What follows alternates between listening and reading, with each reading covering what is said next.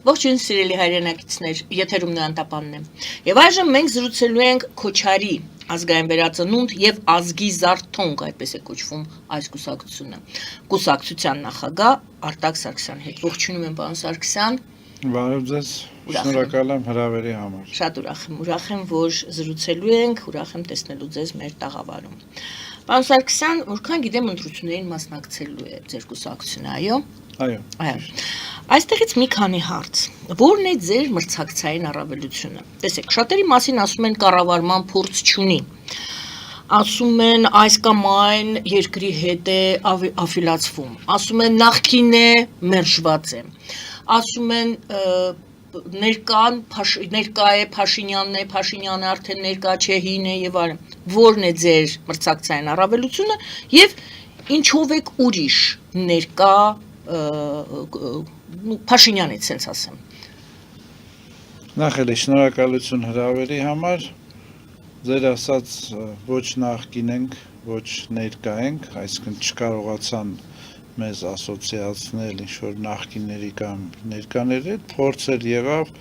թե պետության կողմից, թե կառավարվող ընդդիմության կողմից այդպիսի փորձեր եղավ, բայց չկարողացան ասոցիացնել ոչ մեկի հետ եւ այդ գաղափարից հրաժարվեցին, փորձեցին վարկապեկել անցյալի հետ, դա էլ չստացվեց, այսինքն ինչ որ գրում էին այդ բոլորը արդեն վաղուց, թե WikiLeaks, թե այլ երկրի օպոզիցիոն լրատվականներում կար, բոլորի դիմաց պատասխանը տրված էր։ Հիմա Ձեր անվան շուրջ շատ ինչ-որ մութ պատմություններ էր պտտվում, ինչով դա վերջացավ, WikiLeaks եք ասում, ինչ-որ բան պարզվեց։ Չէր կարող պարզվել նախ։ Չպարզվել։ Չէ։ Կամ պարզվել չէր կարող։ Համ չէր կարող պարզվել, համ չպարզվել, քանի որ այնտեղ կար պետական գաղտնիքներ, այնտեղ կար, ասենք, պայքար տերորիզմի դեմ, մենք կռվում էինք Ալ-Շաբաբի դեմ, Սոմալիա, մենք աջակցում էինք, մենք միակն էինք, որ աջակցում էինք Սուդանում քրիստոնյաներին, երբ որ աշխարհը նույնիսկ Դարֆոր բառը չգիտեր, մենք միակն էինք, որ աջակցում էինք Սուդանում մեր քրիստոնյա եղբայրներին եւ միակն էինք, ով ասում էին այն ժամանակ, որ Սուդանը պետք է առանձնանա եւ նույնիսկ տեղի բնակիչները չէին հավատում դրան, երբ որ մենք ասում էինք, որ չի կարող այդտեղ խաղաղություն լինել, նա որոշ ժամանակով կամ ընդմիշտ պետք է առանձին պետություն լինել։ Ես ասում եմ, նույնիսկ տեղի բնակիչների համար դա ինչ-որ մի հատ ֆանտազիայի ոլորտում էր եւ ես հպարտությամբ կարող եմ ասել, որ մենք այն ուժն էինք, որ ներկայացրեցինք այդ ծրագիրը եւ հաջողվեց այդ ծրագիրը։ Այն մենք որ ասում եք, դա էլ պարզեցրեք։ Ես եւ իմ եղբայրները։ Ասենց ասեմ, որ ավելի պարզ մենք միակն էինք, որ հասկանում էինք, որ այնտեղ խաղաղություն չի կարող լինել։ Եվ երբ որ առաջարկեցինք, որ պետք է առանձնանալ, այդ որոշ միջազգային կառույցներ ընդունեցին այդ առաջարկը եւ Սուդանը այսօր ունենք այն ինչ որ ունենք, այո, ազատ վիճակ։ Դա ձեզ չէր կարող ներվել, երևի դրա համար էլ այդ ինֆորմացիոն գրոհը ձեր անձի շուրջ, ձեր եւ ձեր եղբայրների, հա, երևի անունների շուրջ մինչ այժմ գալիս է։ Պայման է նաեւ, գիտենք, ընտրություններին մասնակցելու համար, պայման է Հայաստանի Հանրապետության քաղաքացիություն ունենալը եւ առնվազն 4 տարի բնակվելը ձեր մասով, այս հարցը ինչպես է լուծվել։ Ուրեմն նույնիսկ պետական փաստաթուղթ ունենք Ինտերպոլի ուղղված կառավարությանը, որ հանդիսանում են միայն Հայաստանի քաղաքացիներ եւ մուտք եմ գործել 44-օրյա պատերազմից մի քանի օր շուտ, այսինքն բոլոր պայմանները համապատասխանում են, այլ երկրի քաղաքացի երբեք չեմ եղել եւ չեմ էլ ցանկացել դառնալ։ Հնարավորություններ շատ եմ ունեցել, Բայց չեմ Այսինքն էլ դուք գործել եք նաև որպես Հայաստանի Հանրապետության քաղաքացի այլ երկրում։ Այո։ Դա իրենց մոտ հնարավոր է։ Այո, հնարավոր է, մենք երբ որ հաղթեցինք ընտրությունները եւ տեսանք ինչ ողբալի վիճակում էր Կենիայի ոստիկանությունը, մենք Չիկագոյի ոստիկանապետին հրավերեցինք եւ բերեցինք, այսինքն ամերիկացուն եւ այդ ոստիկանությունը ոտքի կանգնեցրինք 0-ից։ Երբ որ ես թվարկում էի ձեր առավելությունների կամ ինչ է պահանջվում, դեռ մենք խոսենք այն մասին, թե ձեր կարծիքով ինչ հատկանիշներ պետք է կամ ինչ է պահանջվում այն ուժին, որը կարող է հանրության ուշադրությունը գրավել եւ մարդկանց սիրտը շահել, այսպես, ես ասի կառավարման նշվում է շատ անգամ, որ կառավարման փորձ չունի այս կամ այն քաղաքական ուժը ներկայացնող, ասենք, վերնախավը, հա։ Ձեր մասով դուք ինչ կասեք այդ հարցին։ Մեր մասով այդ հարցը չեն դնում, քանի որ հակառակն են ասում են ունի շատ մեծ կառավարման փորձ եւ անցած ուղի։ Այսինքն մենք մի երկիր էինք ժառանգել, իհարկե, ասենք 90-ականների պես երկիր չենք ժառանգել, ոնց որ Հայաստանում, որ ՍՍՀ-ից հետո ոչ մի կառույց չկար, բայց մենք մի երկիր էինք ժառանգել, որտեղ ոստիկանը, երբ որ դուրս էր գալիս, ասենք, իր հերթափոխին, նա իր կալաշնիկովը կամ այդ Հեկլեր-կող J7-ը վարձով $30 տալիս էր հանցագործներին, որ նրանք գնան 8 ժամվա մեջ հանցագործություն կատարեն եւ վերադարձնեն։ Այսինքն մի այդպիսի խայտարակ երկիր էինք մենք ժառանգել, որտեղ օպոզիցիայի ղեկավար լինելը մահացու վտանգավոր էր, այսինքն օպոզիցիայի ղեկավարներին Արաբ Մոյը, հիմա լուսահոգի Արաբ Մոյը, հա, ինչքան էլ թշնամի էինք, բայց մարդը տանում էր առույցներին էր կերակրում, մի խոսքով մի այդպիսի երկիր էինք ժառանգել եւ այսօր Կենիան, եթե համեմատենք այդ East African եւ նույնիսկ համեմատենք արևմտյան Աֆրիկայի երկրները, թողենք հյուսային Աֆրիկան եւ թողենք Հարավ-Աֆրիկյան Հանրապետությունը, հա, մենք Հարավ-Աֆրիկյան Հանրապետությանը չենք հասել, չնայած անվտանգության չափանիշով մենք շատ ավելի բարձր ենք Հարավ-Աֆրիկյան Հանրապետությունում, անվտանգության հարցը շատ վտանգավոր երկիր է։ Կենիան մենք սարքեցինք մի երկիր, որը որ Աֆրիկայի Դուբայն է, ոնց որ ասենք ամբողջ Հնդկաստան Ասիայից գալիս են Դուբայի աշխատանքի, Կենիան հենց այդ երկիրն էր, որ կենիացիք դարձան արդեն սպառողներ, հա, նույնիսկ Կենիայում գտնել կենիացի, ասենք housemate, հա, այդ դայակ կամ ինչ-որ տան աշխատող շատ դժվար էր։ Սկսեց աշխատուժը գալ դրսից եւ նույնն էլ քանի որ աշխատավարձերը բոլոր այդ ռեգիոնից ամենաբարձրն էր եւ երկիրը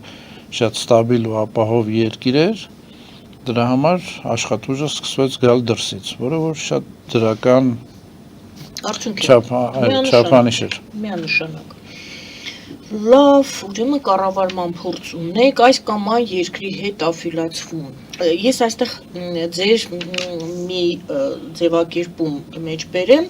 դուք հարցազրույցներից մեկում ասում եք Հայաստանը չի կարող բևեռանալ ոչ պրոռուսական լինել, ոչ պրոարևմուտք լինել, ոչ պրոհայաստան լինել, ապա ինչ լինել։ Եվ այսպես որևիցե երկրի հետ աֆիլացում ձեր կուսակցության եւ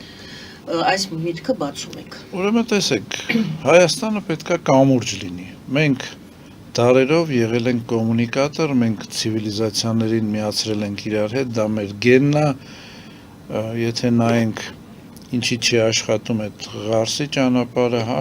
երկաթուղի նախրքյալը կախլցխա ես եղել եմ, այնտեղ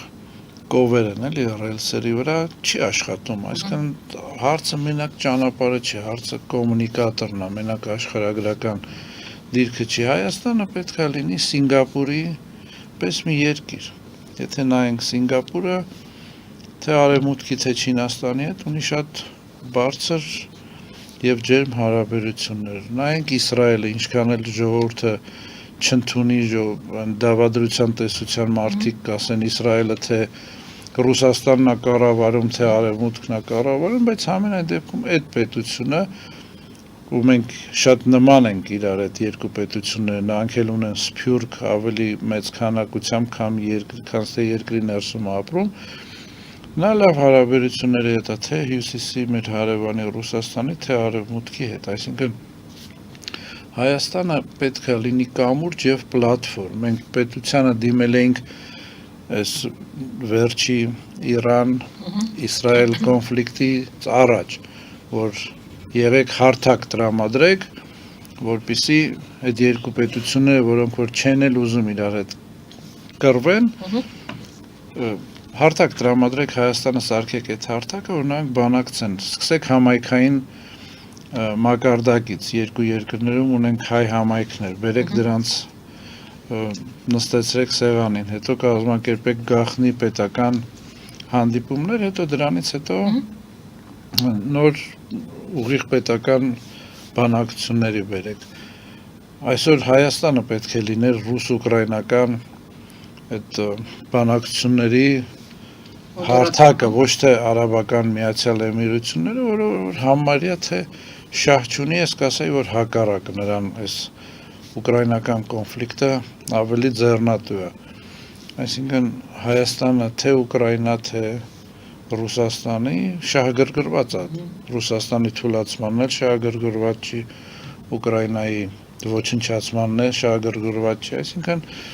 մենք պետք է կամուրջ լինենք, հրաժարվենք բևեռացումից, հրաժարվենք ամեն տեսակի բևեռ ընտրելուց եւ լինենք կամուրջ։ Այդ դեպքում հավասարակշռությունը, քանի որ ինչու են ընտրում այս կամ այն կողմը տարբեր քաղաքական ուժեր, որոնք հիմա այդ իրենց քարոզարշավում են դա մատնանշում, որպեսզի հավասարակշռությունը Հայաստանը կարողանա իր պահի, ոչ թե հավասարակշռությունը քաղաքական իր դիրքորոշումներում, այլ երկրի, հենց երկիրը բուն իր անվտանգության մասին է խոսքը, անվտանգային հավասարակշռությունը պահի։ Այդ դեպքում որն է այդ հենասյունը, որի վրա պետք է հենված լինի կամ հենասյունները, որի վրա Հայաստանը կարողանա խարսխվի եւ պահպանի իր կայունությունը։ Տեսեք, այդ քաղաքական ուժերը հիմնված են շահերի վրա, երբ որ Լավրովը ասեց 150 միլիոն ենք տալու, մեր արևմտյան քաղաքական ուժերը արևմտամետ դարձան ռուսամետ, բոլորը ման են գալիս, թե այդ փողերը ոնց է գալու, ոնց է բաշխվելու։ Հայաստանը կարող է դառնալ մի երկիր, որը որ Շվեյցարիայի պես ասեմ, որ արդեն միջազգային հանրության կողմից Հայաստանի վրա հարձակվելը ամոթ լինի։ Հասկանում եք, ոչ թե միայն ասենք խոսքերով, այլ տեսեք Շվեյցարիայի վրա հարձակվելը արդեն բարոյական ամոթ է բոլոր երկրների կողմից։ Հիմա ինչ վերաբերվում է անվտանգային համակարգը, մենք չենք տեսնում, որ Հայաստանը իրոք անվտանգային համակարգ է փոխում, քանի որ երբ որ երկիրը բևեռ է փոխում, նա առաջինը անվտանգային համակարգն է փոխում։ Իսկ չենք փոխել, ձևականությունը։ Այսինքն մեր մոտ սահմանները ռուս սահմանապահներն են, ռուսական զինվորական բազան մեր երկրում է եւ այդ հապկից դուրս չենք եկել։ Բայց Վենսի ատոմակայանները, այսպես Միացյալ Նահանգների ատոմակայաններն էլ բաշխվելու են երկրի բանով, տարածքով։ Օրինակ եմ ասում, այդ հավասարակշռության բալանսավորման ցուցիչը դա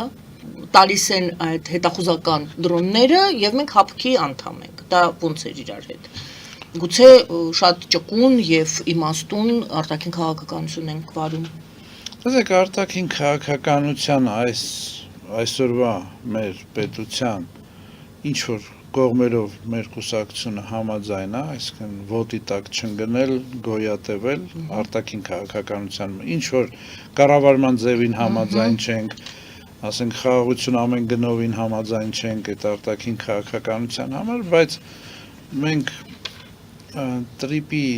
այս գաղափարին ինչքան էլ կողմ լինենք, տեսնում ենք, որ դա այսօրվա այս վարած քաղաքականության բերելու է գերպետությունների շահերի բախման հենց մեր հողի մեջ։ Այսինքն ձեր ասած մեր հյուսային հարևանի բախումն է բերելու է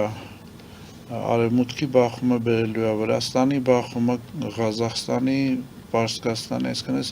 բոլոր ռեգիոնալ խաղացողները տրիպի Հողի վրա։ Հողի վրա մեր թշնամին են դառնում։ Այսինքն բալասավորման արդյունքում մենք բերում ենք տարբեր ուժեր Եվ եւ այդ տարբեր ուժերը եւ դառնում են կիզակետը նրանց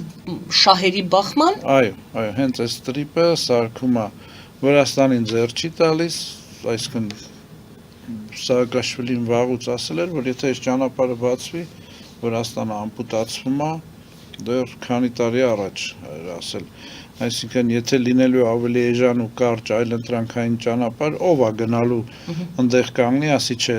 բեռների 50%-ը Վրաստանով կգնա, այս բեռների 50%-ը Հայաստանով կգնա։ Պարսկաստանը իր շահերի մասին հայտարարել է, Ղազախստանը այսօր ունի 3 հանգուցային երկաթուղային կայարան Ռուսաստանի հետ, սկսած Աստրախանից մինչև այդ Սիբիր, 3 խոշոր հանգուցային կայարան, այսինքն լուրջ շահերի բախում ունի։ Բայց այստեղ Վրաստանի եւ Ղազախստանի երևի թե հարցը չի, որքան Միացյալ Նահանգներ, Ռուսաստան, Չինաստան։ Ռուսաստանի համար դառնում է գոյատևման ճանապարհ, այսինքն եթե ՆԱՏՕ-ի զորքը կարողացավ անխոչոնդոտ հասնել Ղազախստան, այնտեղ 7000 կիլոմետրից ավել սահման ունի, որը որ չի կարողանալու պահել։ Ռուսաստանի միակ հույսը այդ ժամանակ մնալու է Կասպից ծովում այդ նավերը կամ բարջերը խորտակել, որը որ 5-րդ բանաձևին է արդեն կպնելու ՆԱՏՕ-ին, պատերազմ հայտարարել, նա կգնա ավելի հեշտ ճանապարհով կանխի, որ չիրագործվի այս ճանապարհը, այսինքն իսկ չիրագործվելու համար նրանք բացահայտ ասում են պետք է SVO ստեղծել, մեկը ասում է Ադրբեջանում, Զատուլինը ասում է պետք է SVO ստեղծել Ադրբեջանում, մյուս Կրեմլի ռուպերները ասում են, որ Հայաստանում պետք է այդ SVO-ն ստեղծվի, այդ սպեցիալն վայրենի օպերացիա։ Այդ ինչու են ասում։ Շահերին կորցրել են, ասենք, այս մեր ռեգիոնը արդեն կորցրել են հայկական բարձրավանդակը եւ փորձում են հետ բերել, այսինքն Հայաստանը նրանց համար Կալինինգրադ է։ Դա ռուսերի համար, ներողություն, հետ գանք ձեր այդ ձևակերպմանը, որ այստեղ քաղաքական ուժերի բախում է լինելու։ Եկեք ձեր տեսակետը։ Այո, դուք նշեցիք Վրաստան, Ղազախստան, որ նրանց ձեռնտու չի, բայց նրանք չեն բախվելու Միացյալ Նահանգների հետ, ճիշտ է։ Ինչ ուժերի մասին եք խոսում եւ ինչ բախման մասին եք խոսում։ Ավելի կենտրոնանանք այդ ձեր գաղափարի վրա, հա։ Տեսեք, նրանք իհարկե անմիջական բախում չեն ունենալու, բայց նրանք ունեն իր այլընտրանքային ճանապարհները, այսինքն եւ անուղղակի կերպով որոշը արևմուտքի հետ, որոշը հյուսի հետ փորձելու են, որպեսզի այս խոչընդոտ է։ Այո, խոչընդոտ է։ Լավ։ Իսկ բախումը նախատեսում եք, որ Ռուսաստանը եւ Միացյալ Նահանգներն են բախում ունենալու, թե կարծում եք հակառակը, Ռուսաստանը եւ Միացյալ Նահանգները գալու են ընդհանուր հայտարարի, այն ինչ մենք լսում ենք Ռուսաստանից, որ մենք քննարկում ենք, թե ինչպես մասնակցենք, այդտեղ բախվելու են, թե հակառակը, համագործակցելու են։ Տեսեք, գերպետությունների շահերը շատ դժվար է հաշվել, նրանք աշխատում են միայն շահերի հիմունքով, հիմա կարող է այսօր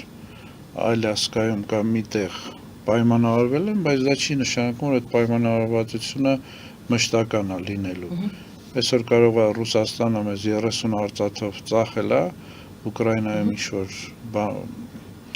իրենց հարցերը լուծելու համար, բայց դա չի նշանակում, որ մի ամսից հետ չի գալու եւ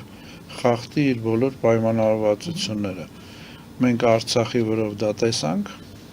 շահերը համընկրեց ադրբեջանական շահերի հետ, հիմա գազ էին վաճառում, թե ինչ էին անում եւ Արցախը լավ խաղաղապահներով հանձնվեց Ադրբեջանին։ Մենք չենք կարող դա հաշվարկել, քանի որ նրանք չեն էլ ասում ինչ են ուզում։ Մեր հյուսային հարևանը այսօր մեզ չի էլ ասում ինքը ինչ է ուզում, ասենք որ նստես հետները բանակցես։ Բայց քաղաքականության մեջ արդյոք ասում են, պետք է երևի ճիշտ հաշվարկվի Հայաստանի կողմից, արդյոք հաշվարկվում է շահը,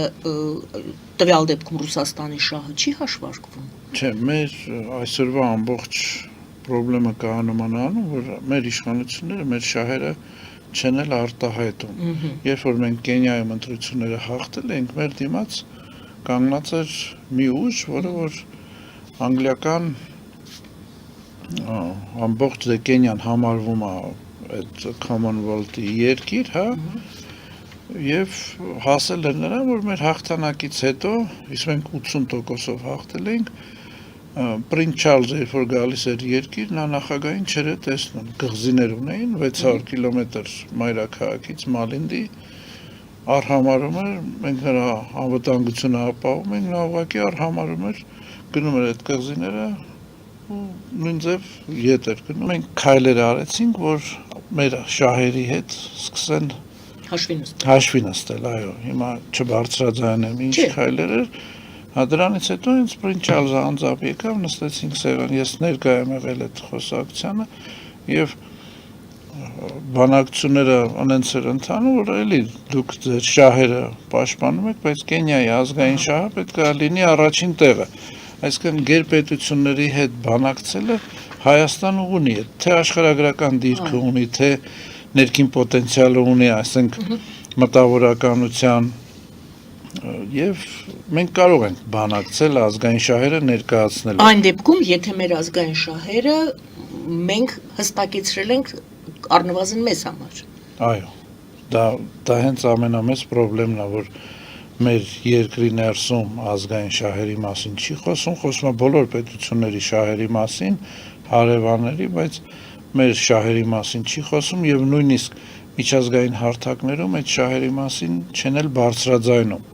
Մենք տեսնում ենք Ադրբեջանը թե ներքին, թե արտաքին լսարանի համար ինչ ելույթներ են ունենում այդ երկրի ղեկավարները, իսկ մեր մոտ գնում են, գլուխը կախում են եւ մեր շահերի մասին չեն էլ խոսում։ Սկսած այդ Վենսի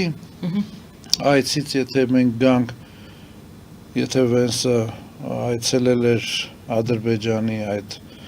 շահիդների այգի են ասում, թե ինչ են ասում, ինչի չտարան, պուրակ, ինչի չտարան եռաբլուր այդ նույն Վենսին, այսինքն եթե եղերն էր գնում, ինչի մեր վեհափառը իր կողքը չէր, այսինքն արարողակարգի խախտում կա, հասկանում եք, մեր երկրի արարողակարգը ասում է ամեն բարձրաստիճան հյուր պետք է այցելի մայրաթոր, պետք է այցելի եղերնի հուշարձան։ Եթե նրա այցի մեջ կար եւ նա ցանկություն ունի, ասենք, ոնց ասենք, հայլիս, գոնե հայլի, հա, չասենք խաղաղության, պետք է նա գնար եւ եռաբլուր եւ այցելեր այդ շահիդների պուրակը, որ գոնե ցույց տա, որ հավասարակշռությունը կամ երկու կողմերի զոհերին հաշտում է, նա գենոցիդ բառը հանում է իր էջից, դա արդեն մեր խնդիրը չի, դա արդեն նա պատասխան պետք է տա Ամերիկայի օրենքի դիմաց, այսինքն Ամերիկայի Միացյալ Նահանգների թե ասենք գործադիր, թե մյուս օրենսդիր մարմինները ճանաչել են հայոց գենոցիդը։ Եթե դու գենոցիդ բառը հանում ես քո էջից, այսինքն դու պետք է պատասխան տաս Ամերիկայի Միացյալ Նահանգների օրենքի առաջ, ոչ թե մենք նստենք իրան քննադատենք, դու չես արել քո երկրի, ինչքան էլ նայենք հիմա Բայդենի ադմինիստրացիան չի, բայց գալու է մեկը քեզնից հետո, որ չի անելու քո ասածը, իսկ Ամերիկան դա Ամերիկայի Միացյալ Նահանգները դա խորքային պետություն է, այսինքն այստեղ մենք տեսնում ենք, որ մենք ինքներս ենք հետ նահանջում մեր իսկ իրավունքներից եւ շահերից, այդպես է ստացվում։ Այո, ինչու վեհափառը Եղեռնի այցի ժամանակ այնտեղ չէր, ինչու նրան չտարան այդ եռաբլուր Ադրբեջանի արարողակարգի մեջ չկա այդ պուրակի այցելելը, բայց մարդիկ տարան մարդուն, կա այնտեղ Ալիևի գերեզմանին ծաղիկ դնելը, բայց այդ շահիդների բանը նրանք նոր ինչ-որ ձև են գտնում արտասահմանյան բարձրաստիճան հյուրերին տանեն եւ պսակ դնել։ Որովհետև դա իրենց համար սկզբունքային է, իսկ մեզ համար փաստորեն ստացվում է, որ դա սկզբունքային չէ։ Վտանգավոր է անգամ վտանգավոր է մեր սկզբունքները պաշտպանելը վտանգավոր է։ Այո, ներկայացնում են, որ դա վտանգավոր է, մեզ ներկայացնում են, թե մենք աշխարհիկ պետություն ենք, իհարկե մենք աշխարհիկ պետություն ենք, մեր մոտ ասենք քրիստոնեական ղեկավարվող պետություն չէ, ի տարբերություն մահմեդականությանը, հա, որը որ ես բարձրաձայնել եմ, որ աշխարհը չի հասկանում, սկսել են հասկանալ, որ իսլամը դա արդեն հավատից դուրս եկած կառույց է, դա արդեն քաղաքական համակարգ է, իր բոլոր դատարաններով, զորքերով, դա գլոբալիզմի մի այլ ձև է, որին որ մենք այսպիսի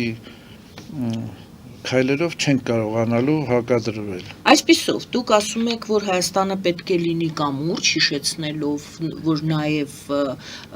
ռուս-ուկրաինական հարցերում մենք կարող ենք մոդերատոր լինել, միջնորդ լինել, կարող ենք լինել կամուրջ, մյուս կողմից հիշեցնում եք, որ Թրամփի ուղին լուրջ վտանգ կարող է այսպես չէ երկրորդ տարբերակը որ մարդիկ սկսում են մտածել այս ուղղությամբ կամուրջ թեմայի ուղղությամբ ասում են բայց մենք ոտքի տակ կանցնենք ոտքի տակ կտրորվենք դուք էլ ասում եք Թրամփի ուղին այո կամուրջ է կարծես թե բայց այդտեղ բախում կարող է լինել բախումը կբերի նրան որ Հայաստանը ոտքի տակ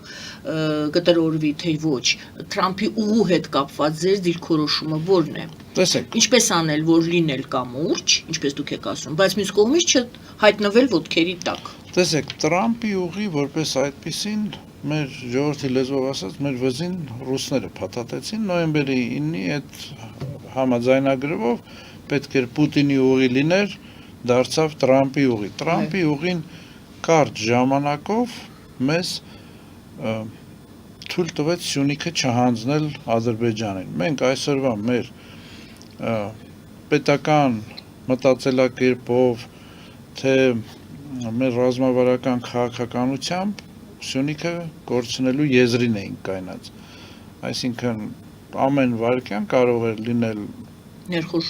ներխուժում լայնածավալ փոքրածավալ ռազմական գործողություններ եւ իրոք Տրամփի ուղին մեզ ժամանակավոր հնարավորություն տվեց պահպանել Սյունիքը որ մեր ինչքան էլ էս ագրեսոր հարևանը էլի տերմիններ բարձրաձայնում է նա հրաժարվեց ժամանակավոր հրաժարվեց բայց այստեղ հարցը գիտեք ինչնում է երկարաժամկետ երբ որ նայում ես այդ բախումները թե այսօր Տրամփը կա մենք չգիտենք մարտի հետո նրան իմպիչմենտ միգուցե հունիսին կգնա կմնա Մեր հարցերը ինչի Տրամփի ուղին ամբողջ ուղին չի Ադրբեջանի մեջ չի կոչվում Տրամփի ուղի, այսինքն միայն Հայաստանում է Տրամփի, եթե Տրամփի ուղի այդ Trump route of international peace and prosperity, հա, ինչի հենց այդ 40 կիլոմետրն է, եթե Տրամփի ուղիը պետք է շարունակվեր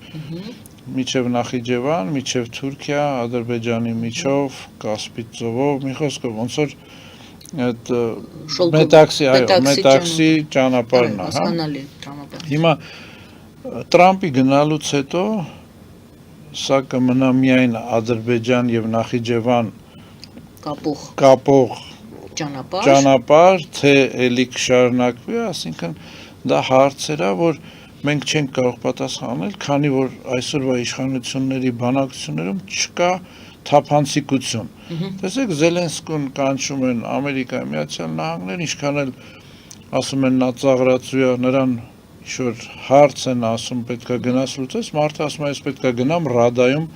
դնեմ քննարկման, հա։ Իսկ Տրամփի ուղին այսօր ինչ-որ վերացական, ինչպես որ այդ փաստաթուղթներ, հա, intention ցանկությունների, մտադրությունների փաստաթուղթ խաղաղության համար նույնն էլ Տրամփի ուղին է մտադրությունների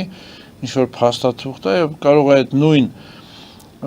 բազայի վրա էլ մնա միայն Ադրբեջանը շահի իր կոմունիկացիան ազատ տեղաշարժումը ադրբեջանցիների դեպի Նախիջևան Որ դեպքում կլինի կարող է եւ ոչ որ դեպքում այդ հիշում եք Փաշինյանն ասում է հա 99 տարով նշանակում է որ մենք 99 տարով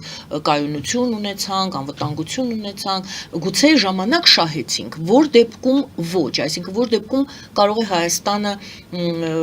շահել այս իրավիճակից Նախ Թափանցիկությունը առաջին հերթին, ես էլ եմ ասում, ոչ մի հետ կուլիսային բանակցություններ պետությունը պետքա չվարի։ Վարում է, ըստ ես։ Իհարկե վարում, մենք չգիտենք ինչա քննարկում, մենք չգիտենք ամբողջ փաթեթը, մենք չենք հասկանում այդ որ ուժն է գալու, ինչ որ մի ուժ գալու է կառավարի այդ ճանապարհը, երրորդ ուժ։ Մենք Կարնեգի հիմնադրամին առաջարկ ենք ուղարկել մեր ՀԿ-ի կողմից եւ կուսակցության կողմից, մենք ունենք գենոցիդի եւ կուլտուրոցիդի ինստիտուտ, ձեր հյուրերից մեկի Մարտիկի հետ միասին, ես եւ Մարտիկը դրա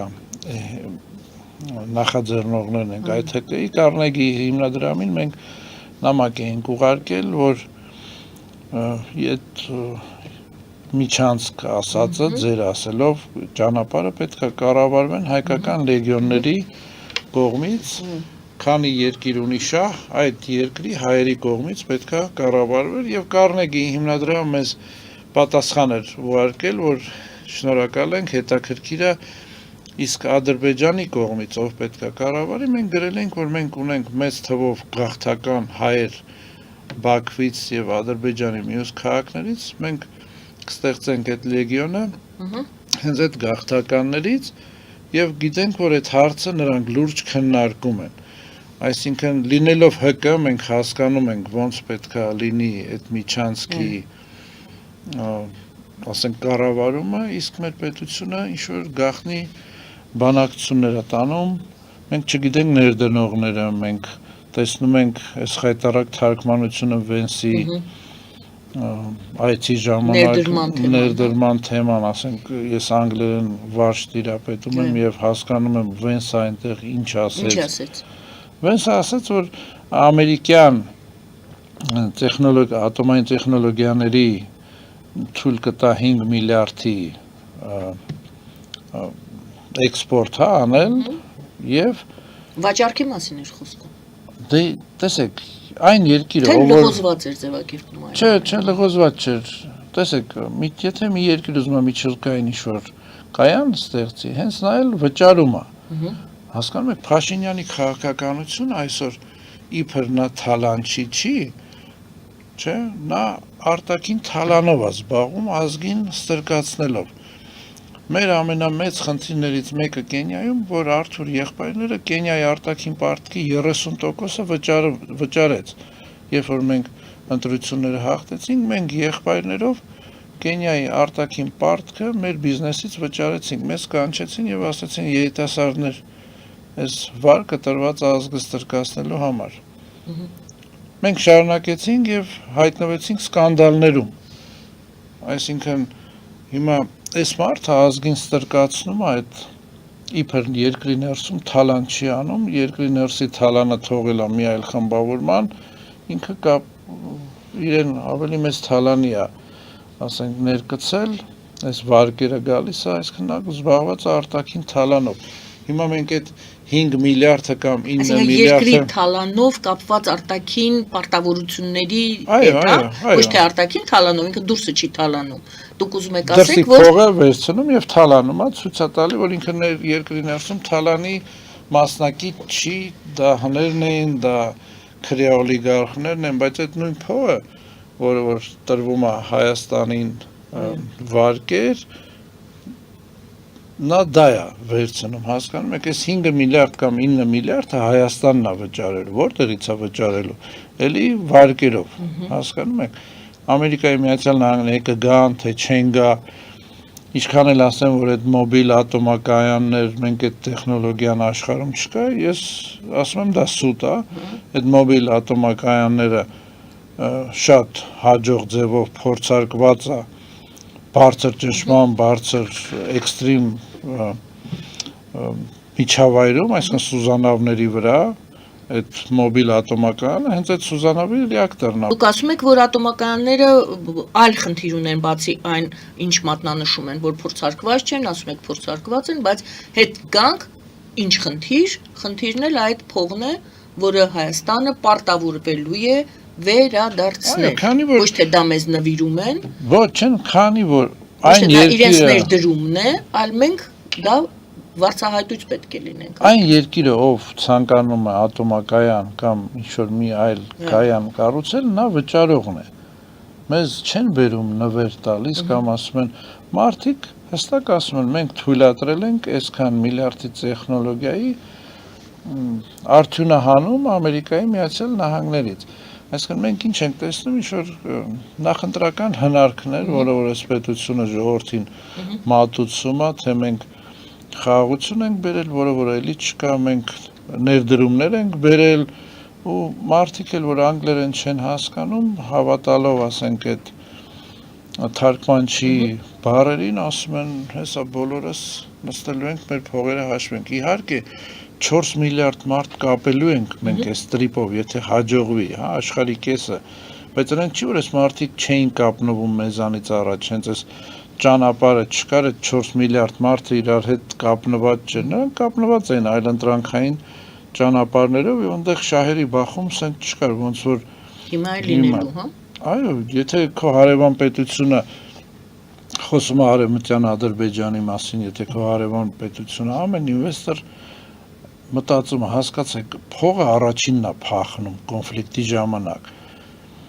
Այս վերջին էսկալացիան, որ հələ մինչև հիմա չի դադարել, մենք այդպիսի էսկալացիա տեսել ենք Իրաքի պատերազմի ժամանակ, երբ որ Դուբայում մեր գլխամասային օֆիսը Դուբայում է,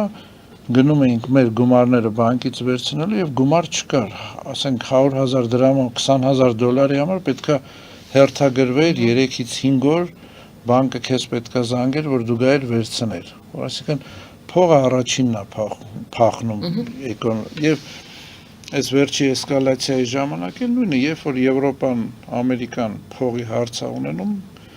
այդ GCC ռեգիոնում, հա, արաբական ծոցում էսկալացիա են ստեղծում եւ փողը այդտեղից փախնում է, իսկ ուրա փախնում Եվրոպա եւ Ամերիկայի Միացյալ Նահանգներ։ Այսինքն ստեղծել ինվեստիցիոն հաբ, ոնց որ նրանք ներկայացնում են, դեռ չի հաջողվի, քանի որ էլի եմ ասում,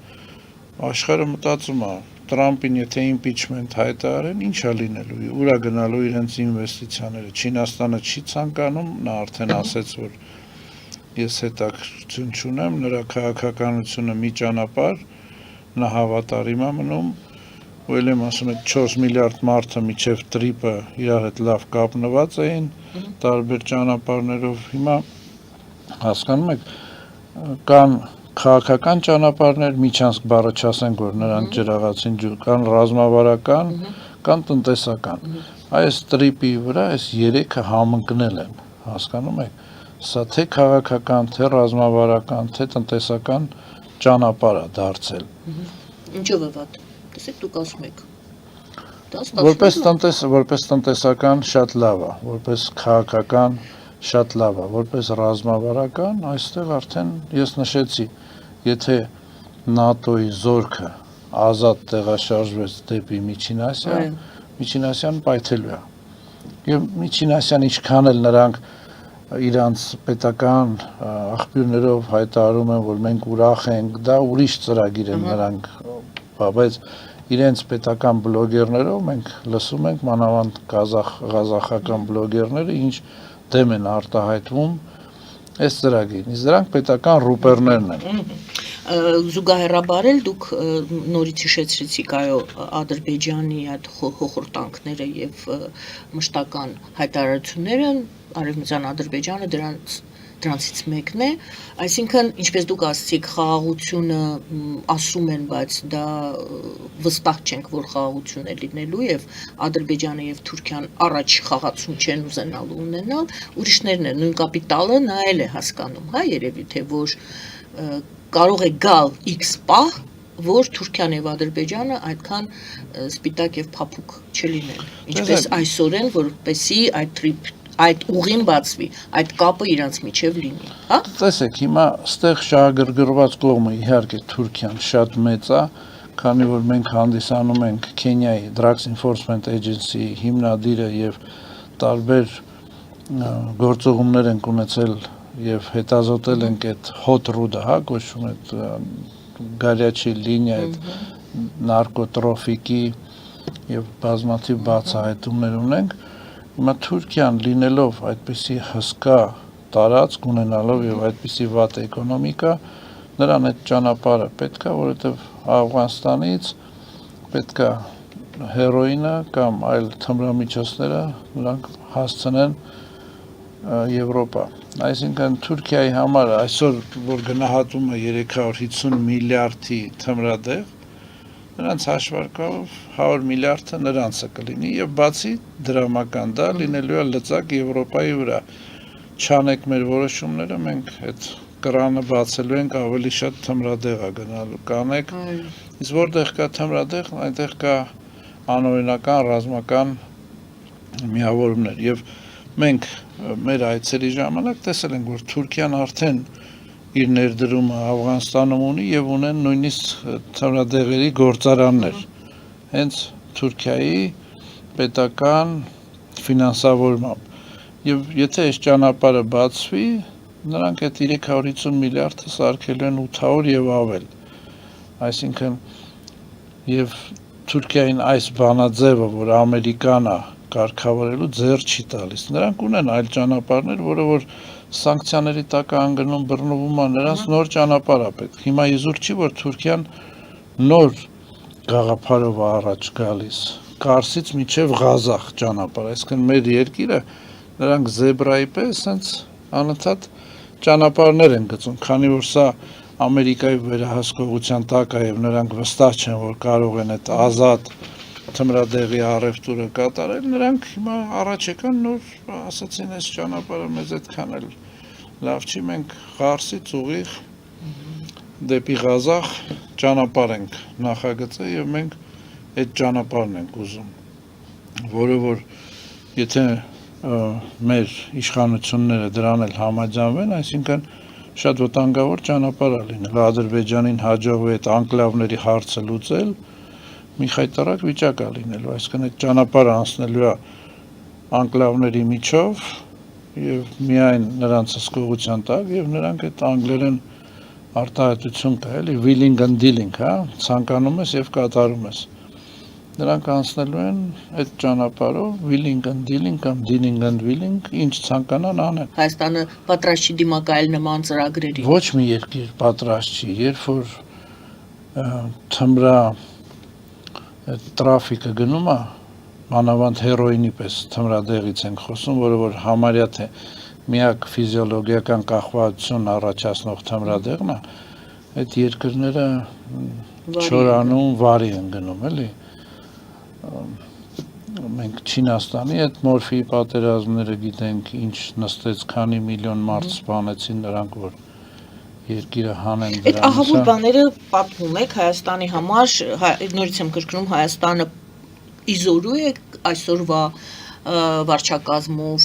գուցե ասեք այո, հաշվարկված է, մենք տեսնում ենք, որ դրան ամեն նման հայտարարությանը ինչ որ մի այլ քայլ է անում Հայաստանը, դրան դիմակայելու, դա թույլ չտալու, Հայաստանը չդարձնելու, այ դուք ինչպես նշում եք, այ զեբրան դուք նշեցիք, որ ճանապարհներ են քաշում ամբողջ Հայաստանի, ընդ որում հələ դեմարկացիա դելիմիտացիան այդ սահմանազատում սահմանագծում դեռ արխիվում է եւ թե ինչ տրամաբանությամբ է արվելու չի լինի, եթե խոսքը գնում է Ադրբեջանի,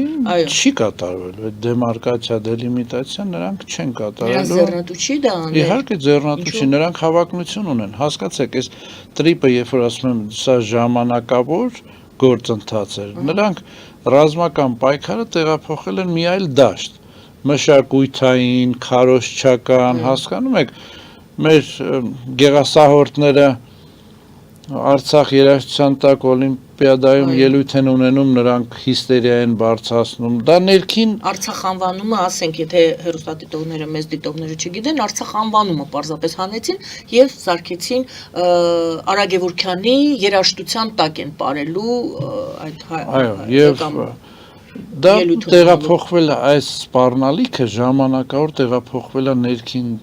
այլ հարթակ եւ այդ ակցիաները ոչ թե միայն ներքին, այո, մեծ մասով ներքին հանդիսատեսի համար են, բայց քանի որ այսօր Ադրբեջանը ունի մեծ լծակ, մանավանդ ձմեռային ամիսներին, հա, ցրտին այդ գազի արտահանումը եւ իզուր չէր Դավոսի այդ ելույթը, որ նա ասաց Ալիևի ելույթը, երբ որ ասաց ես 14 եվրոպական երկրներին գազ եմ մատակարարում, որից 10 եվրո միության երկրներ են, այդ արտահայտությամբ նա ասաց դուք չխառնվեք, ես ինչ անելու եմ, դուք չխառնվեք։ Ասում եմ նամանավանդ ձմեռային ամիսներին, երբ որ գազի եւ նավթի սպառումը շատանում է, քանի որ ջերմություն ապահովելու խնդիր կա։ Հասկանում եք, տեղափոխել մի այլ հարթակ ձևացնել, թե այդ վտանգը չկա, դա շատ սխալ է։ Հայաստանը այսօրվա այս քաղաքականությամբ չի կարողանալու դիմակայել այս բոլոր Որովհետև մենք հակընդդեմ քայլեր չենք անում, ըստ ձեզ։ Տեսեք։ Նույն Արցախ անվանումը հանել, նույն ցեղասպանություն բառը հանել, մենք կանգնելու ենք մի մենք դրան դիմաց ոչ մի բան չենք կարողանում, ճիշտ է, ոչ թե չենք կարողանում, այլ մենք հասնելու ենք նրան, որ արգելվելու է դրանք։ Մասիսարն արգելվելու, ընտրություններից առաջ մենք կտեսնենք քայլեր։ Հասկացեք, հիմա աշխարհին, թե Ռուսաստանին, թե Արևմուտքին Հայաստանում երրորդ ուժ ձևավորվելը ձեռք չի տալիս, թե Ռուսաստանի համար այսօրվա իշխանությունը ձեռնատու, թե Արևմուտքի համար է ձեռնատու, բայց նրանք չեն էլ կարողանալու հակադրվել այս երրորդ ուժի ձևավորմանը, հասկանում եք, Հայաստանում ընդդիմություն բառը ամոթ է դարձել, ժողովրդի մոտ կա այլ հասկացողություն, հիմա երրորդ ուժ։ Եվ այս երրորդ ուժը, ես հույսով եմ մենք, որ դա այդ երրորդ ուժն ենք, հա, ժողովրդի կողմից կընդունվենք, այս երրորդ ուժի ձևավորումը, երբ որ արդեն ընտրություններից առաջ թե Արևմուտքը, թե Ռուսաստանը կտեսնեն, իսկ նրանք տեսնեն ունակ, սկսելու են ընկնել ցայկոտման մեջ, քանի որ թե Վենսի այցը, այդ իր հայտարարություններով, որ Փաշինյանը գործեր անելու, դա նախընտրական հնարքներ են։ Փաշինյանը ունակ է լավ հարաբերություններ, կայուն համագործակցություն ապահովել եւ մենք աջակցում ենք Փաշինյանին։ Այո, չնայած որ նրանց մոտ հստակ նշված է, եթե նրանց ծրագիրը աշխատի, Փաշինյանին փոխելու են մի այլ ավելի ամերիկամետ առաջնորդի։ Այսինքն սողացող վիճակում է հիմա գտնվում Հայաստանը, ձեր կարծիքով։ Շատ սողացող։ Բոլոր ուժերը, որոնք դե պարզ է նախընտրական շրջան է, դուք չեք կարող ասել այս ուժը, այն ուժը լավն են, դուք բոլորին պետք է ասեք նրանք վատն են, մենք ենք լավը։ Դա ընդունեցինք։ Չէ, ես դա չեմ ասում։ Ես ասում եմ, որ Հայաստանում այդ ուժերը, որ դուք ասում եք, ընտրությունները դարձրել են Գիտեք ինչի մակարդակի են դարձրել։ Մենք Աստված մեզ ողորմացել է, մենք չենք տեսել այդ ժամանակները, երբ որ քրի օլիգարխները իրենց շքախմբերով գնացել են, կանգնել են, իրանց թիկնապաներին իրար հետ կռվացրել են ոնց որ շների, հա։ Հիմա ասենք ոչ թե կուսակցությունների մեջի պայքար է գնում այս երկրում, այլ քաղաքական խմբերի պայքար է գնում, հա, մեկը նոստալգիայի համար, մեկը թալանի համար Ընտրությունները սարքել են առաջի ձևեր չի ձևավորվում, առաջի դեմքեր չի ձևավորվում, որ կուսակցությունները փորձում են ձևավորել առաջի դեմք, չի ձևավորվում, դարձել է կաստինգի ինչ-որ ընտրապայքարը բլոգերական կաստինգ է դարել, հասկանում եք, ասենք իրանց բլոգերներով մի 10 հոգու նկար պետք է դնեն ու ժողովուրդը քվեարկի իրանց էջերում իրանց ֆեյքերով ու ժողովրդի մեջ փորձեն, ասենք հիմնավորեն կարծիք, որ այս տեխնացուն 80% ձայնը հավաքում, այո, լայք է ստացել, կաստինգ, հենց այդ բառը ճիշտ եմ էլի ասում, այսինքն այս քաղաքական կուսակցությունների պայքար չկա։ Բայց գուցե ժամանակն է այդպիսին, գործիքներն են այդպիսին, տեսեք, TikTok-ային մակարդակի ընտրապայքար է գնում, սկսած Փաշինյանի սրտիկներից, վերջացրած այդ ինչպես ուժեղ Հայաստան, հա, դրանց իրենց IT արհեստական բանականությամբ ստեղծած այդ փոքրիկ սյուժեներով Փաշինյանի դեմ։ Դրանք բոլորը TikTok-ային ֆորմատով տարածվում են սոցցանցերում եւ դա է ընտրապայքարի հիմքը։ Չէ, տեսեք, հիմա մարդկությունն էլ է փոխվել, հիմա կանդրադառնամ այդ ուժերին։ Մարդը չի ուզում շոքին, ցրտին գնա հրապարակ պայքարի, ուզում է տունը նստի, ադի-բուդին ուտի, հա, իր պոպկորնը, իր կոլան խմի, հարց լուծի եւ ավելի լավ հարց է լուծում, քան թե ասենք գնա փողոցում կանգնի։ Եվ այս Ֆրանսիայի դեպքերը, եթե նայեք, երբ որ ժողովուրդը դուրս եկավ, հրաժարական տվեցին եւ ինչ հիմա գործի են գնում, այսինքն ցույց է տալի, որ էֆեկտիվը ավելի լավ է հենց այդ էլեկտրոնային հարթակներ։ Մենք էքսպերիմենտ 2 հատ արել ենք, ինչքան էլ դա վատ հնչի, որ դա էքսպերիմենտ էր, բայց մենք մեր թմով բլոգեր Բելայի ձերբակալումը Բելարուսիայում, հա, եւ Վարդան Ղուկասյանի Հայաստան տեղափոխելու հարցը մենք էլեկտրոնային հարթակներով արել ենք եւ հաջողության հասել, որը որ ցույց է տալիս, որ ազդեցությունը եւ այսօրվա վարչապետը Հայաստանի Հանրապետության շատ խորամանկ քայլ է անում, ասենք բազմաշերտային ազդեցություն ունենալ, փողոցը կորցրել է, փորձի YouTube-ը ուրիշ տարիքային է, TikTok-ը ուրիշ տարիքային է, Facebook-ը ուրիշ տարիքային է։ Բոլոր սեգմենտները սոցցանցերով վերցնում են, հա։ Հիմա ինչ վերաբերում է այդ ուժին, որ նոր իբր ձևավորվել է եւ 3 խայտարակ հայտարարություն են արել, ես հատվածներ եմ տեսել, որ հաղթանակի դեպքում 148-րդ հոդվածով սահմանադրության կփոխվի, որ այսինքն նրանք հող են նախապատրաստում։ Սամվել Կարապետյանի մասին խոսքը։ Այո, նրանք հող են նախապատրաստում, որ հաջորդ Հայաստանի Հանրապետության վարչապետը կարա լինի թուրք, կարա լինի այլ ազգի, այսինքն ինչ է նշանակում դու հանես այդ 4 տարին կամ 5 տարին անպայման եւ Հայաստանի Հանրապետության քաղաքացի չնի, կասեն, չեն ասի թուրքա, կասեն Անգլիայի քաղաքացի է։ Այսինքն, եթե խոսքը գնում է օլիգարխի մասին, որ պետք է օլիգարխը դառնա, չէ, ինչ որ երկրի ղեկավար, Իրանից մեծ օլիգարխներ կան, հասկանում եք, թե Փաշինյանը, թե Սամվել Կարապետյանը մեր պետության վրա թանկ են նստում։ Փաշինյանը իր թանկը մեր համար,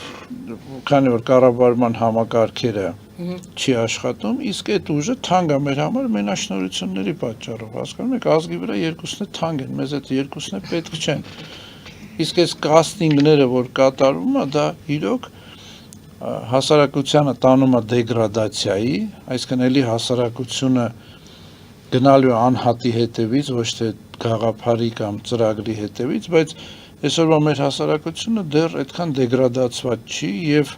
շատ խորամանկ է, դա ցույց է տալի հենց այդ տեխնացուների, որ փորձում են կաստինգով առաջի ձեռքեր ձևավորվել կուսակցության եւ երբ որ տեսնում ես մարդիկ դուրս են գալի եւ ասում են սա Արբանյակա, սրա Արբանյակն է, սրա Արբանյակն է, ցույց է տալիս, որ մեր հասարակությունը լավ էլ խելոք է, ամբողջովին դեգրադացիայի։ Բայց ամսի 7-ին ինչ է անելու հունիսի։ Այդ հասկացող խելոք հասարակությունը։ Դե լինելու են մարդիկ, որ գնալու են պիցայի հետևից, լինելու են մարդիկ, որ գնալու են, ասենք, իրենց ընտրությունը իրենց նախասիրություններով կատարելու են։ Դե ընտրությունը դա էլ նշանակում է, ով ավելի շատ հետևորդ կձեռք բերի։ Բայց մեծամասնությունը գնալու է եւ ընտրելու է երրորդ ուժին։ Ֆելիչե ժամանակակից ատամնաբուժական կլինիկա։ Այստեղ հարմարավետությունն ու խնամքն առաջնային են։ Այստեղ կիրառվում են ատամնաբուժական ամենաժամանակակից տեխնոլոգիաներ, ճշգրիտ ախտորոշում, արդյունավետ բուժում, նուրբ փորձառություն եւ անհատական մոտեցում։ Սկսած սովորական մանրուքներից մինչև առաջադեմ ընթացակարգեր, այստեղ դուք գտնվում եք բարձր որակավորում ունեցող եւ փորձառու ատամնաբուժական մասնագետների ձեռքերում։ Մեր բարեկամական եւ հյուրընկալ անձնակազմն այստեղ է յուրաքանչյուր այցը հաճելի դարձնելու համար։ Ֆելիչե, ձեր առողջ եւ ամենաերջանիկ շպիտը սկսվում է այստեղից։ Եկեք եւ բացահայտեք նորարարության փորձագիտության եւ կարեկցանքի կատարյալ համադրությունը։ Վաճառվում է գերմանական հնաոճ դաշնամուր 1892 թվականի արտադրության ֆոն Մուլբախ։ Գտնվում է գերազանց վիճակում։ Կինը 15000 ԱՄՆ դոլար։ Հեռախոսահամար 094 115 310։ Երևան փոստը Գրանադայի ուզում տեղեկացնում է։ Դրամական փոխանցումներ 1%-ով։ Օդանավով 1 փաունդը 2.99։ Նավով ուղարկեք 1 արկղ, երկրորդ արկղը անվճար։ Ավտոմեքենաների փոխադրում անհավատալի արժեքներով։ Ինչպես նաև կահույք եւ մեծ չափի բեռների փոխադրում։ Jackpot հագուստի խանութը երկրորդ մասնաճյուղն է բացել Գլենդելի սրտում, որտեղ կարող եք ձեռք բերել եվրոպական եւ ամերիկյան ընտիր հագուստեղեն, կոշկեղեն, աքսեսուարներ, պայուսակներ ամենահարմար արժեքներով։ Նաեւ կարող եք ցանկացած ապրանք պատվիրել եւ ձեռք բերել կարճ ժամանակում։ Jackpot-ի Գլենդելի հասցեն է 1135 North Pacific Avenue, հեռախոս 818 813 2252։ Jackpot հագուստի լավագույն կենտրոնը Գլենդելում։ 60-ից ավելի ճանաչված եվրոպական բրենդների ինքնատիպ, չկրկնվող եւ մատչելի ընտրանին Fortuna Home and Country House խանութ սրահում։ Նորաոճ սպասք եւ կահույք հորեկա բնագավառի համար, տեքստիլ տնտեսական ապրանքներ, ամեն ինչ գեղեցիկ կյանքի համար։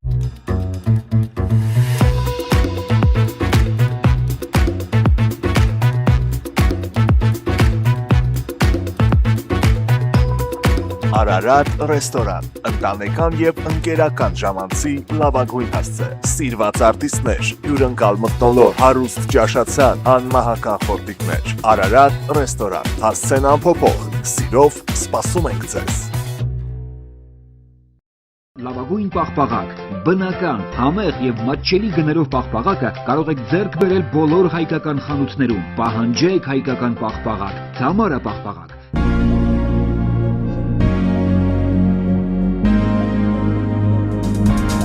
Տպագրեք ձեր գիրքը Նոյան տապան տպագրատանը, ինչպես նաև թերթեր, ամսագրեր, բուկլետներ եւ այլն։ Հասցեն քաղաք Երևան, Իսահակյան 28 առաջին հարկ։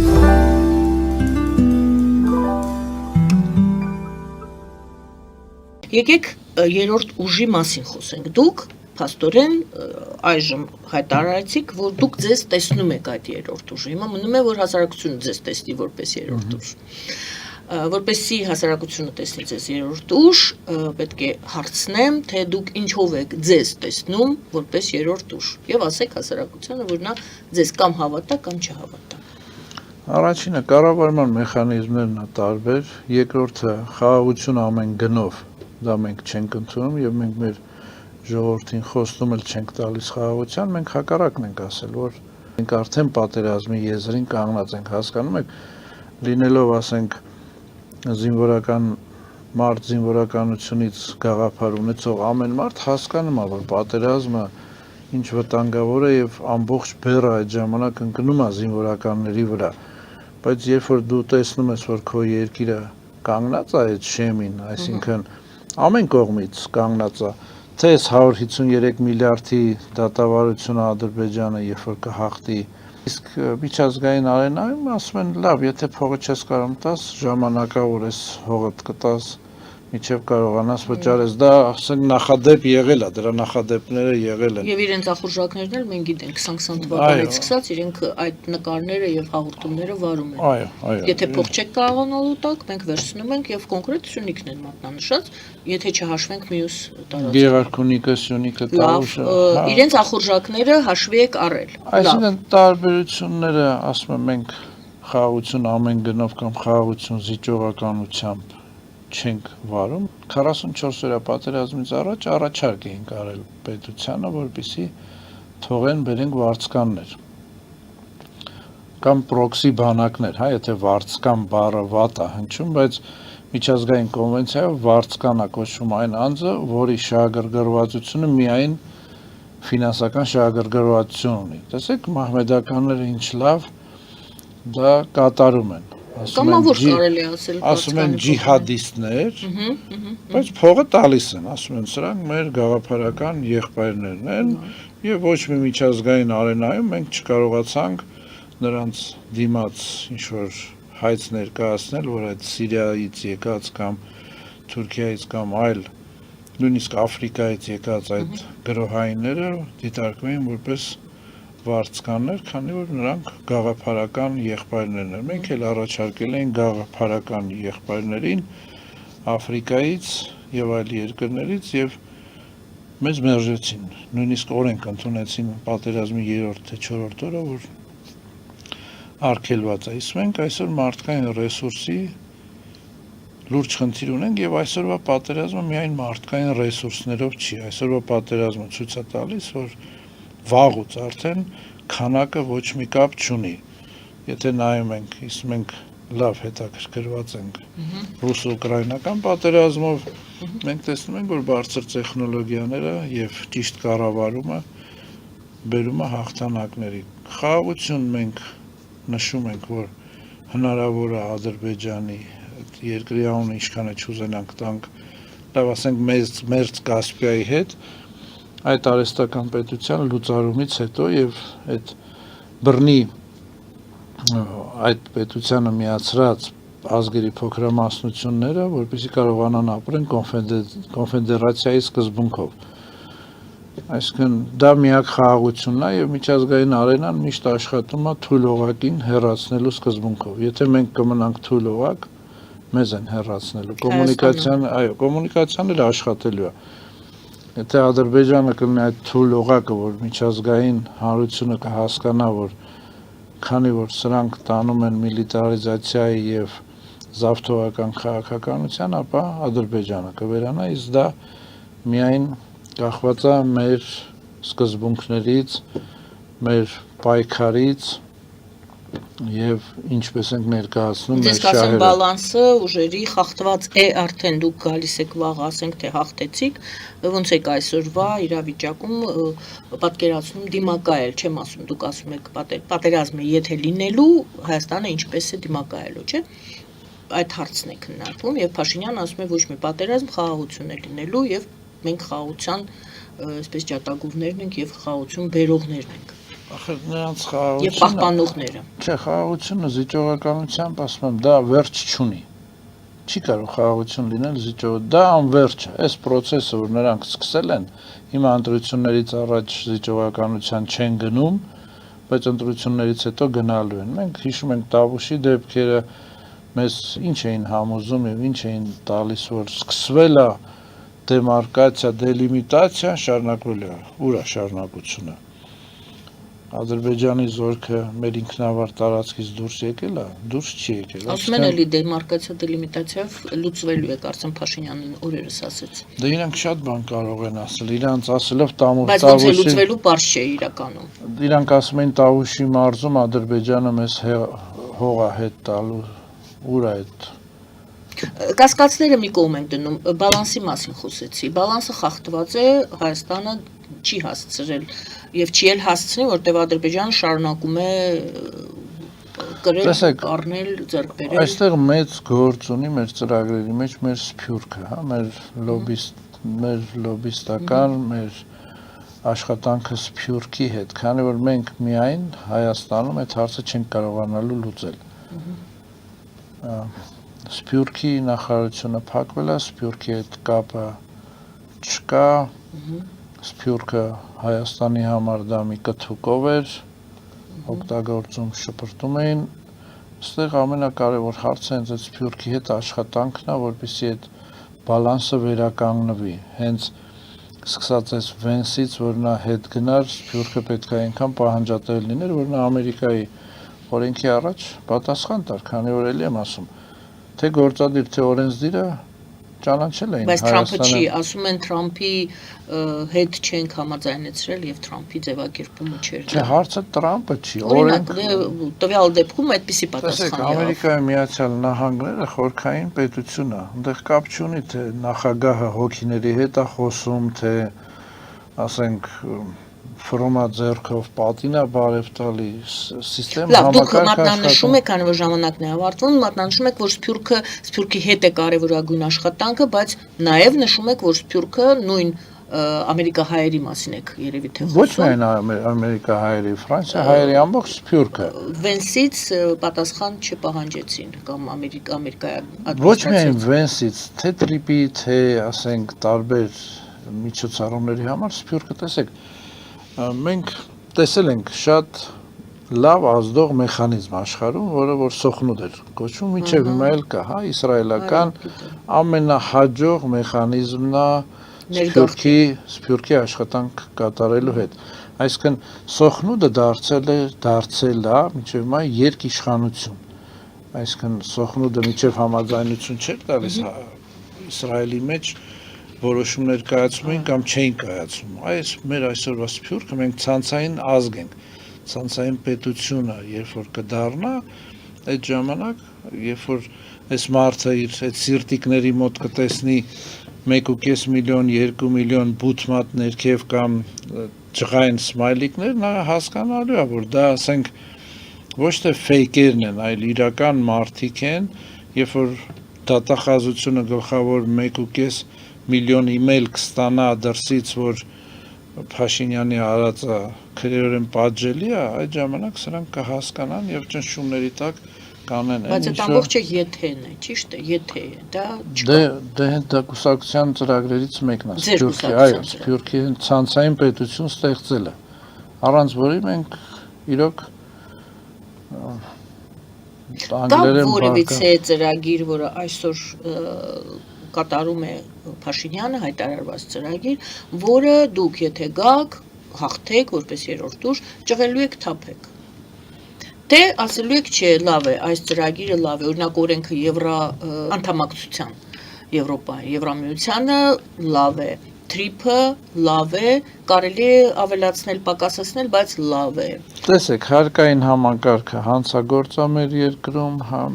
պետությունը ոչ թե հարկավերցնում, այլ փայ է ժողովրդի հետ, բանկերը փայ են, պետությունը փայ է, հետները այլ մարդիկ ոնց աշխատեն։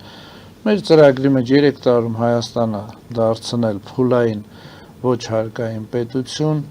ապահովագրությունը իհարկե դա ավելորդ բեռա, այդպիսի ապահովագրություն չլինի, ընդերքի Ընդհանրապես ապահովագրություն չլինի։ Չէ, լինի, բայց Ոչ այսպիսին, որը պետական ապահովագրություն պետք է լինի, էլի, ասենք, մենք այնտեղ նշում ենք այդ գումարը որտեղից հասկանում եք, մեզ քննադատողները ասում են առանց հարկի պետությունը դա բյուջետ որտեղից եք հավաքում, մենք հակառակը կասենք, այն պետությունը, որը հիմնված է հարկերի վրա, այսինքն նա հիմնված է ինչ-որ ապագայում հավաքելու գումարների վրա, դա փլուզման ենթակա պետություն, այսինքն չկա հաշվարկ, որ այդ հարկը կհավաքես, դրա համար էլ այսօր միշտ ունենում ենք բյուջեի դեֆիցիտներ, իսկ այն պետությունը, որը ընդգրկված է փող աշխատելու մեջ, այսինքն կան մեխանիզմներ, կան երկրներ, որտեղ պետությունը հենց աշխատում է, այդ պետությունը չի փլուզվում, պրակտիկան այդպես էլ ցույց է տալիս, կան բազմաթիվ երկրներ, էլի եմ ասում, հարկայինը համաձայն չենք, բժշկականը համաձայն չենք, խաղաղության բանաձևին համաձայն չենք, շատ բանաձևերի մենք այսօրվա իշխանության հետ համաձայն չենք եւ մեր ծրագրերում նշել ենք դրա մասին եւ մեր ելույթներում ինչ վերաբերում է եվրոինտեգրում, կա համակարգ եվրոինտեգրման, մեզ տվել էին, փակեցին, Եվրոպան մեզ ուզում է, թե չի ուզում, չգիտենք, Ռուսաստանը այսօր պայմանավորվել են, չգիտենք, հա, այլասկայում, թե որտեղ դեռ չի փակում վերին լարսը, գազը չի թանկացնում, բայց դա չի նշանակում, որ վաղը չի անելու։ Այսօրվա Հայաստանի էկոնոմիկան կախվածության 80%-ից ավելը Ռուսաստանի հետ է, էներգո ապահովությունը Ռուսաստանի հետ է, այսինքն դա փորձելու եք վերացնել այդ կախվածությունը, թե թողնելու եք այսպես, չէ, պետք է բալանսավորելով քաղաքականությունը, պետք է դիվերսիֆիկացվի եւ վերացվի կախվածությունը, էներգո կախվածությունը առաջին հերթին լավ կլինի այդ ատոմակայանները, բայց այստեղ այդ ատոմակայանները չեն կառուցվելու եւ հիմնական թիրախը մեր ատոմակայանն է փակվելու է, որը որ Թուրքիայի պահանջն է։ Այս կեղծ մոբիլ ատոմակայանների տակ մեր ատոմակայանը փակելու են եւ մենք գնանք էլի քարիդար մութուլույս տարիներ։ Մութուցուրտ տարիներ, էլի գնանք քարիդար եւ ի վերջո լուծարվենք։ Փորձը կա Արցախի լուծարումը, որպեսզի պատասխան չտան, սրանք գնալու են դրան, որ Հայաստանն էլ լուծարվի։ Ես շնորհակալ եմ այսօրվա զրույցի համար, պարզապես վերջին հարցս տամ, ձեր ծրագիրը արդեն պատրաստ է, թե ինչ որ մի ժամանակ հետո ես կկարողանամ ձեզ հրավիրել, գուցե մեկ այլ քաղաքական ուժի հետ, որպեսզի ծրագրերի շուրջ, ծրագրային կետերի շուրջ, արտաքին քաղաքականություն, սոցիալական, տնտեսական, ֆինանսական։ Ծրագիրը պատրաստ է համառոտ, ծրագիրը մեր Telegram-ի Կարողանալու եք ներկայացնել, Այո, հարցը իհարկե։ արդեն պատրաստ եք, Այո, որտեղ այո։ կան կուսակցություններ, որոնք դեռ գրում են, ես գիտեմ։ Չէ, ծրագրերը պատրաստ են, շատ ծրագրեր կան, որ շատ ասենք 1000-2000 էջից ավել են, կան ծրագրեր, որ համառոտ են, համառոտ ծրագիրը տեղադրված է Բարի։ մեր ալիքում։ Բարի, ես ուրեմն դա կիրականացնեմ, եթե դուք համաձայնեք եւ Իրոք, կաք սիրով։ ներկայացնեք այս կամ այն կետը։ Այժմ մենք հպանցիկ անցանք այդ կետերով։ Սիրով։ Խորությամբ։ Շնորհակալ եմ այսօրվա Ես եմ շնորհակալ։ Շնորհակալություն սիրելի հայրենակիցներ։ Եվ վերջին հարցս ասել էի վերջին, բայց վերջինը չէր։ Անվանման հետ կապված Քոչարի ազգային վերածնունդ եւ ազգի զարթոնք կոչվում է։ Ինչու եք այդպեսի Ուրեմն տեսեք, զարթոնքին մենք ներկա ենք եղել 80-ականներին, դա հենց այն զարթոնքներ, որ այս ազգը անցավ եւ մենք այդ զարթոնքը հետ ենք բերում ազգին իրազեկելով Քոչարին դա մեր գենն է, մեր սիմվոլն է, մեր համախմբվածության Պարի մասին է խոսքը։ Այո, մեր Քոչարի պարը, որ շուրջ պարը, պարն է։ այո։ Դա հենց այն շուրջ պարն է, որ հասարակության բոլոր շերտերը Միահյուսված ոնց որ հարուստ, աղքատ հասկանալի է։ եւ